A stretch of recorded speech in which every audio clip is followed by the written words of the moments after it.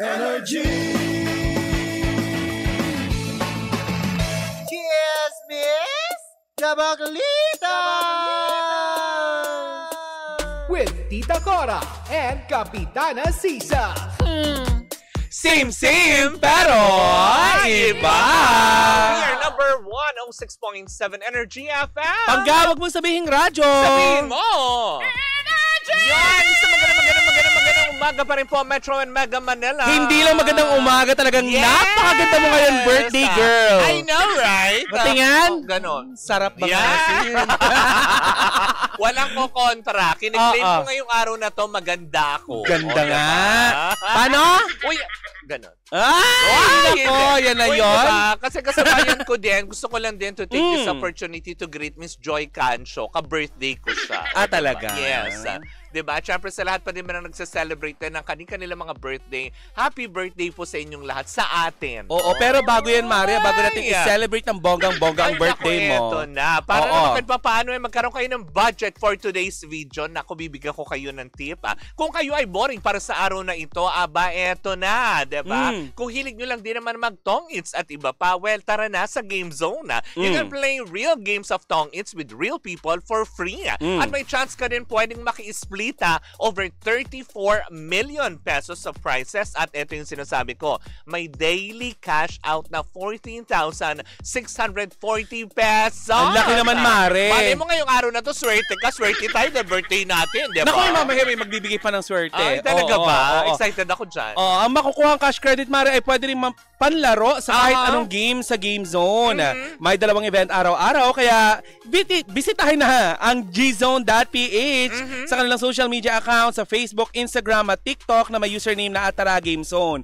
G ka na ba, Mare? Ay, Gina! Naku, abangan ang GTCC Summer Showdown from April 25 to June 28, 2025 at may cash pool up to 10 million pesos na paglalaban-labanan, kaya naman bisitahin na ang gzone.ph para malaman ang ilang mga detalye. Tandaan, ang gaming dapat fun lang. Visit pagcor.ph/regulatory or you can email them at keepitfun@pagcor.ph. Promo runs from January 1 to December 31, 2025. EGLD reference number MKTG 2024-2564. Tandaan po natin, ang gaming is for 21 years old and above only. Keep it fun.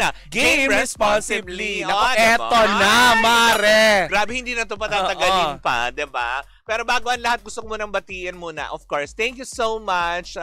Of course, kay Tita Alicia Balatbata. Thank you so much, Lola Nenas. And of course, thank you so much na John Darrell, ang aga ng pasabog mo, in fairness. Pero ito may pasabog din. Excited ay, ako naku, dito. Mare. Kagabi nga ay ginulantang ako ng mga balibalita na to. Ay, talaga ba? Ng ating kapatid na si Romel Chica. Sa kanyang vlog. My God. Parang tumaas naman ang kilay ko. Hindi naman masyado. Ako parang dalawa. hindi naman yun yung mga nalalaman ko. Ako tumaas yung kilay ko, dalawa ganyan, no? Pinanlakihan mo na mata. O siya, ipakilala mo na, Mare. Eto na, ang walang iba kung hindi we are so honored dahil muli siyang nagbalik sa ating istasyon at syempre para magbigay din ng kasiyahan sa ating mga pangga. Ang one and only Revival King himself. O, diba? Ang star music artist. Ang umawit ng nandito lang ako kasi hindi naman siya umaalis. Yung una niya kasi talagang sing Somewhere in My Past. Yes. Tapos sabay nandito lang ako. Ngayong araw na ito, may pa I Love You Boy. Ipakilala na natin the one and only Revival King himself, Jojo Mendrez. Hi, Sir Jojo. Magandang umaga. Libre na to. Libre na! Pwede libre natin. Uy, balita ko, Sir Jojo, diba? Dahil syempre mahilig ka sa libre na to. At balita ko din kanina, nag-i-invite ka sa iyong mga socials na tumutok sila sa Energy FM. Dahil dun sa mga nandito ngayon na nanonood, mukhang meron kayong pa-surpresa sa kanila. Yes, may mga lucky viewers tayo, listeners, na mamibigay tayo ng tig to 2,000. Grabe naman. At least mga limang lucky winners. Ay, in fairness. Manonood lang yun, sir? Yes. Diba? Sir Jojo, keep teka on sharing, guys. Alam mo, nagtataka ako kasi Revival King kayo. Singer kayo. Napagkakakilala ko sa'yo. Singer ka, negosyante. Anong pagkakaiba ng mga ginagawa mo ngayon sa content creating? Kasi pinasok mo na ang content creating. Actually, yung pagtulong sa sa kapwa, matagal ko na yung ginagawa. Way back yung Rated K, makikita nyo doon, Mission Possible. Lahat ng yun, ginagawa ko. Tsaka may mga charity works akong hindi nakikita yun ng tao. So, sa pagkanta, syempre ako, kinukonsider, life is short sa akin. Kasi yung lagi sinasabi ko, so explore mo lahat yung kaya mo, kung ano makakapagpasaya sa'yo, mag-inspire sa tao, yun yung ginagawa ko. So ayokong ilimit lang sa pagkanta. Yes. Kasi minsan kasi nagsasawa akong kumanta. So, minsan nagsasawa ako. Nagsasawa ka sa issue. Ano? Nagsasawa ka sa issue. Magkaiba yun. Magkaiba yun, di ba? Magkaiba yun. Magsasawa ka sa kanta sa nagsasawa sa issue. Kasi Mare, minsan dahil nga pinasok na niya ang entertainment industry, ang daming issue. Di ba? Pero sige, pag-usapan muna natin yung content creating ni Sir Jojo. Sir Jojo, bakit escalator? Actually, kinonceptualize ito, yung libre na to. Nasa Subic kami. Ganun siyang kadali. Wala kaming plano or anything na papasok ako sa ganito. One night, nag-explore kami ng ideas, si Vin, si David.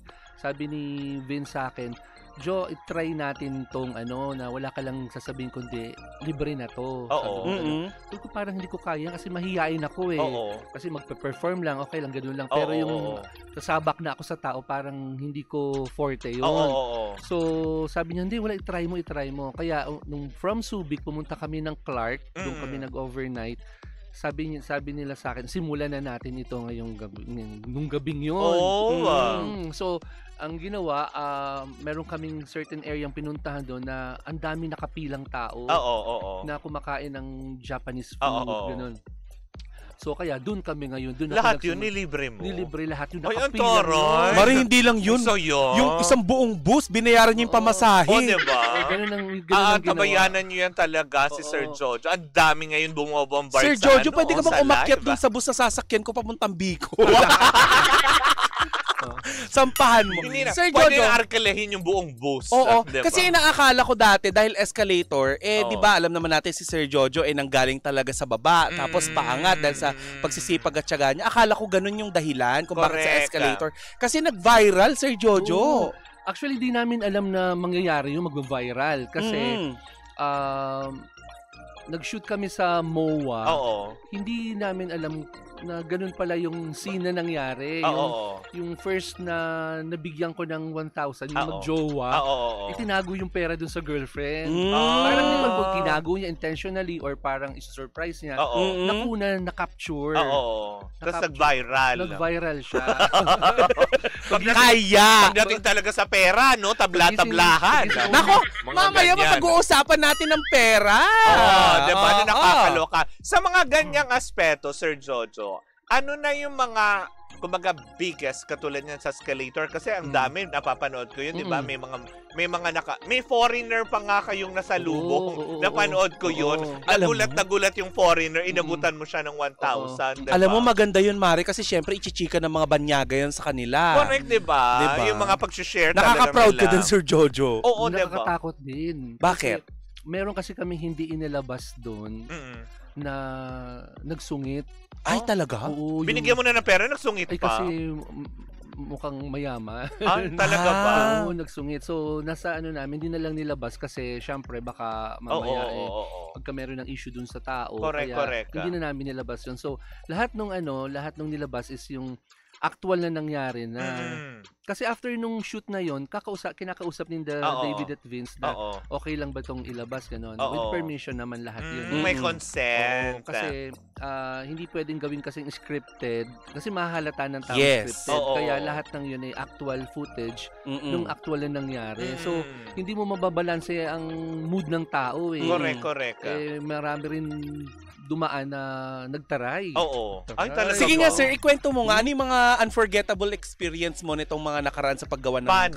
Paano ka nasungitan? Siyempre, yung perang binibigay mo, ibabalik sa'yo. Ganun ba? Throwback sa'yo. So, with that, parang ano yung reaction ko, di ba? Na nakaka-hurt naman yun. Nakaka-hurt yun. So, hindi ko na nilalabas yung ganun kasi ang sa akin kasi yung gusto kong alam mo, yung ma-share natin na ano yung feeling ng taong nakatanggap na sobrang saya niya. With that money, na feeling, di ba, marami, ngayon kasi 1,000 is magkano lang yung 1,000 sa panahon na yun. Pero malaking bagay na yun. Pero for them, pag natanggap nila yun, tuwang-tuwa sila. So, sana doon sa mga nagsusungit, Sir Jojo, sinasabi nyo na tipong, hindi naman para sa iyo yan, para sa driver mo, ibigay mo, gano'n. Diba? Kung ayaw niyang tanggapin. But sir, how does it feels na marami kang natutulungan sa panahon ngayon? Masaya ako. Nababalanse yung lungkot na nabigay ng recording. Kasi ang daming intriga. Pagdating dito, lahat ng comments, makikita mo lahat positive. And that leads me to my next question, sir, in speaking of intriga. Kasi kagabi nga ay naglabas nga. Ay, eto na tayo. Ayokong tigilan talaga. Hindi, bago ka mag-intriga, ito na yung tatanong ko kay Sir Jojo. Sir Jojo, sa mga ganong aspeto, katulad diba sa kalye, dun muna tayo sa aspeto yung ginagawa niya content. Namimigay ka ng cellphone, diba? Yung manghihiram ka ng cellphone, tapos may isang mama na napanood ko, yung tipong hindi niya in-expect na may bago siyang cellphone, na tuwang-tuwa siya, diba yung mga ganyan? Na, totoo yun. Pag, actually, accidental yun eh. Nung dumating na yun, sabi ko Vince, parang, kasi nagsa-cellphone siya, malayo. Sabi ko, i-try ko kung maganda ang loob ng tao. Sabi ko. Lumapit ako, hindi nagdalawang isip. Pagtingin ko doon sa cellphone niya, basag na basag. Deserve talaga. After that shoot, may na-receive akong message, nagpapasalamat siya na hindi daw niya in-expect yun dahil sa tagal na panahon na hindi siya makabili ng phone. Meron siya ng bagong phone. Diba? And speaking of cellphone, hindi ko napapayagan na harangin mo ang next question ko. Diba? Ano nakakalo? Kasi sir, noong nakaraan ay na-interview ka namin dito at isa sa mga naitanong namin ay kung totoo ba na nirigaluhan mo itong si kung banggitin, si Rainier Castillo ng TV, diba? Hindi, cellphone. At sinagot ni Sir Jojo na hindi, si Rainier Castillo. Hindi, diba may kagabi nga ay may inilabas na interview iting si Ramel Chica at nasabi nga doon ni Rainier Castillo na ikaw daw ang bumili ng cellphone para sa kanya. Sir Jojo, gusto kong linawin once and for all, sino po ba talaga ang bumili ng cellphone na yon? Siya ba o ikaw? Actually, kasi nga, ang tao, kapag biglang meron kang ibinigay, laging parang may kapalit. Okay? So, magkakameron ng issue o whatever, kung wala ka namang iniisip na or mali siya sa ginagawa mo, lagi may kakambal na chismis. So, kaya sinabi ko sa program yun, nung interview ako regarding that, na ako siya yung bumili para wala nang pag-usapang issue kasi nakunan kami sa MOA. So, nung tumagal-tagal na, yan lumalabas siyang issue na yan na ako nga yung bumili. So, wala namang masama sigurong bumili ng phone. Ng telepono. Kasi nakita ko yung phone niya, parang panahon pa ni Ano yung QWERTY pa, ganon? Sir, wag presidente. Hindi keypad. Hindi ba naman keypad? Hindi naman QWERTY na ganon. Yung maliit. Parang sinauna, parang mga 10 years, parang ganon na ang model. Ganon katagal na panahon. Pero Android na. Hindi ko alam hindi ko nang hinahawakan yung phone niya eh. Jurassic na yun, ate. Yun yung pangkaskas pa ng yelo, yung mga itsura. Pero Sir Jojo, bakit mo nga dininay na ikaw ang bumili? Parang nga walang walang issue. Bakit sir? Nag-take advantage ba sa'yo si Rainier Castillo? Ano yung totoong dahilan, sir, kung bakit kayo nagkalayo? Ang kasi yung pag-take advantage sa isang tao, hindi ko yun makikita eh. Hindi mo yung mararamdaman. Doon sa taong gumagawa nun, whether nagte-take advantage siya sa akin, nasa kanyang isip yun. Siya makakapagsabi. Wala sa'yo. Wala sa akin yun. So, kung siya nagsasamantala sa kabutihan ng isang tao, nasa kanya yun. Siya yung nagkakasala. Kasi with that interview, parang may nagsabi sa akin na gusto daw ako ma-meet nung asawa. Na-meet you po ba? Hindi ko siya na-meet. Pero for what reason? Ba't kailangan magkameron pa ng ganong... Bakit parang Sir Jojo, lahat ng na-involve sa'yo, gusto kang ma-meet lahat ng asawa? Yung una kay Mark Heras, ngayon kay Rainier. Kasi parang inaakala natin na na bonggang tatalak ay yung asawa ni Mark Heras. Ang nakakaloka ngayon, lumalabas tong asawa ni Rainier Castillo. Talaga ba? Though, thankful naman sila sa mga naitulong daw ni Sir Jojo, pero hindi daw nila maintindihan kung bakit pati yung anak nila ay nasasama sa issue. Hindi ko alam saan nanggagaling yung sinabi niya na nasasama sa issue. Kundi ang nangyari niyan, ganito just to make things clear. Okay, sige. Once and for all. Kasi nagsimula yan sa Soler. Soler North. Okay, so nung nandun kami nung gabi, after the shoot, so nagpi-play kami, may tawag na tawag sa phone niya. So para siya naaaburido that night. Na napapansin namin kasi grupo kami. So sabi ko, sino yung tawag na tawag? Hindi ko siya direktang tinatanong, kundi pinapasabi ko dun sa friend ko. Yes. Tingnan mo, sabi ko, parang naaburido si Rainier. I-check mo nga, sinong kausap niyan. So lagi may kausap, binababa niya. So na ako, parang affected na ako. Kaya sabi ko sa kanya, sino yung tumatawag sa'yo? Hindi, wala, okay lang to. Sabi ko, baka hinahanap ka na sa inyo. Hindi, okay lang to, kaya ko to. Sabi niya gano'n. So, ayaw niya. Sabi ko, gusto mo umuwi ka na? Ayaw niyang umuwi. Ako yung nag-insist na umuwi siya. Sinabi ko sa kanya, umuwi ka na kasi para hindi na kayo magkagulo o mag-away kayo. So, nalaman ko sa kanya, mismo sa bibig niya, na sinabi daw sa kanya nung asawa niya na kung hindi ka uuwi ngayon, iiwanan ko itong anak nating mag-isa at magiinom ako at sasama ako sa barkada. Oh my gosh! Yun yung totoong So, ibig sabihin, ang lahat ng napanood natin kahapon na sinabi ng asawa niya kay Romel Chica ay kasinungalingan. Hindi ko alam. Talaga ba? Kasi hindi na nabanggit yun Na may threat siya dun sa asawa na pinauwi. Yun, dahil sinasabi hindi siya nagsiselos or whatever. So, bahala silang mag-asawa doon regarding that sa kung ano pinagtatalunan nila. Pero ang nakarating sa akin ay galing mismo kay Rainier. Siya yung nagkwento sa akin noon. Saan naman manggagaling sa akin? Sino magbigay sa akin ng information? Kami lang naman, dalawa rin naman nagkakausap. Diba? So, kaya simula noon, medyo nagkameron na kami ng distansya. Kasi sabi ko naman, magnify ang bawat bagay na bibigyan ng kung ano-anong kulay na wala namang katotohanan ng mga chismis. Tapos kung syempre iisipin nila, kaya naman dumidikit yan kasi humingi ng kapalit. May mga ganyan. Yung mga asawa na hindi na lang maging masaya kasi nga tinutulungan yung mga asawa nila. Mabuti kung may mga trabaho kayo. Nagtitinda na daw sila ng bag ngayon. Sorry. Sorry naman. May trabaho nga ba yung asawa ni Rainier Castillo ngayon? Nagtitinda ng bag. Hindi, bukod doon. Nagtitinda din. Ng balot, charot. Charla. Pero eto balita ko nga, Sir Jojo, na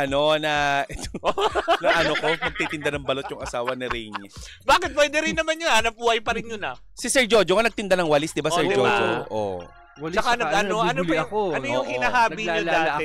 Nagbibilad ako ng walis tingting sa kalye. Di ba? Walang masama doon. Walang masama. Sir Jojo, kung ayaw mahampas ng walis. Wag niya kayong ganun-ganon.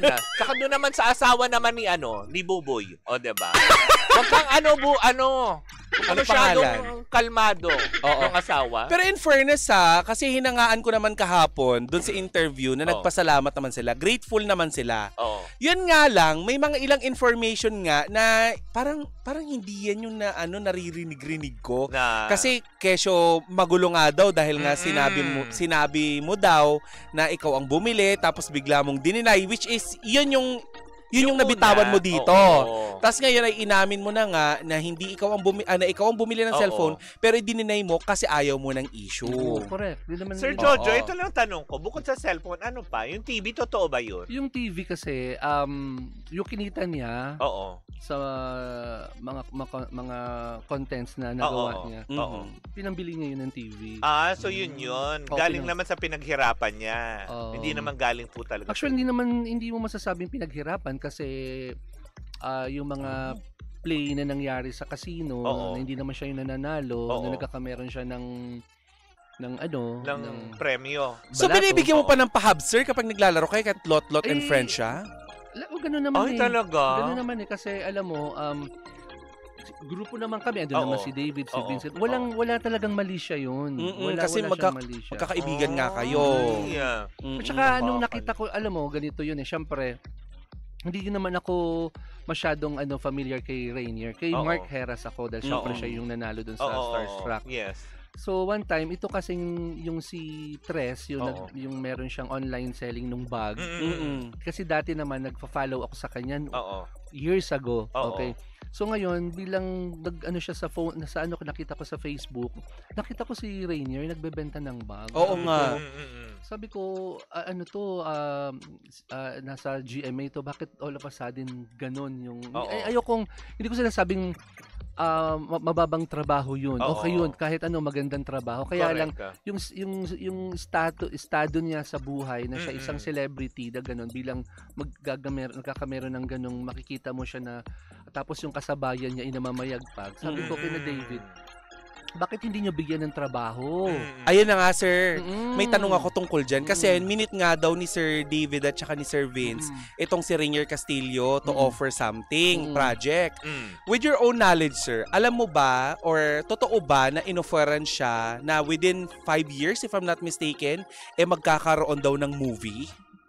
Ang alam ko, that day, ay magkakameron siya ng reaction video for the song Nandito Lang Ako. Okay. Which is ginawa naman niya yun. Pero walang movie na in-offer, sir. Napanood ko yung Sir Jojo, di ba? Habang pinanonood niya. Ginawa naman niya yun.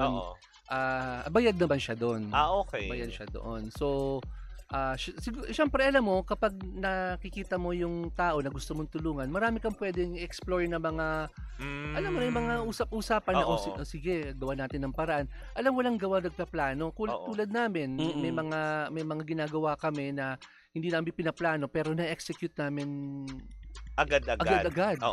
Ganun lang naman yun. So, wala naman sabihin mong pinaasa siya o pinangakuan siya for that. Diba? So, that kung sasabihin mong gagamitin siya o ginamit siya, nag-online selling nga siya Kumaga parang binigyan nyo lang din ng added opportunity. Bakit mo siya gagamitin na nandun, nakalimit siya sa online selling? Di kung gagamit ka ng tao, di yung yung medyo ang tawag total, dito. Yung sikat na sir. Yun ang ibig kong sabihin. Hindi naman sa di ba? Sa lumipas na kasi ang panahon na talagang kasikatan nila Rainier Castillo, nila Mark Heras. Tapos na. However, ang kagustuhan lamang nitong si Sir Jojo is makatulong. Pero yun nga lang, minsan nababahiran ng kontrobersiya, which is, kasi syempre, ayun naiintindihan ko na. Kasi syempre, di ba, pangit mang pakinggan, di ba?